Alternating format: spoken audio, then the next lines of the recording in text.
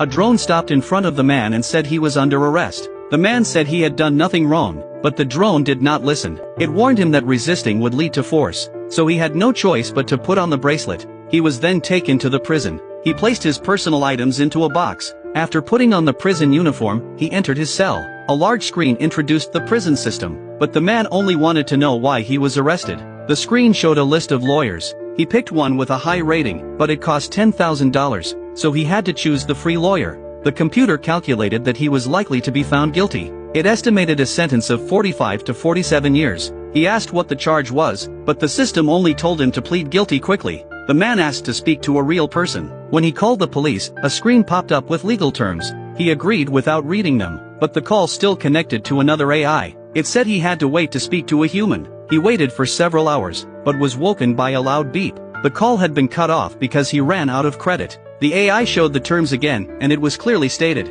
The man complained in his cell. He wanted to lie down and rest, but even turning off the lights cost money. The next day, the computer said he could earn money by working. He started learning how to knit sweaters. After sending out his first product, his account increased by a few cents. He began making more complicated clothes. At last, he saved $5 and called his mother. He planned to speak quickly, but his mother began to nag. As his balance dropped, he stopped her. He said he needed $10,000 for a lawyer, but the call ended when his balance hit zero. The robot asked again if he would plead guilty. He shouted in anger. Then he saw that his mother had sent him money. He quickly contacted the lawyer. The lawyer said the case was difficult, and advised him to plead guilty. He hung up without saying much. Now the man had lost his last hope. A few days later, the AI told him he could leave. He walked out in confusion and picked up his belongings. His phone was full of messages. His house had been taken away. He had lost his job. As he walked out, he received a prison flyer. A textile factory was offering jobs to released inmates.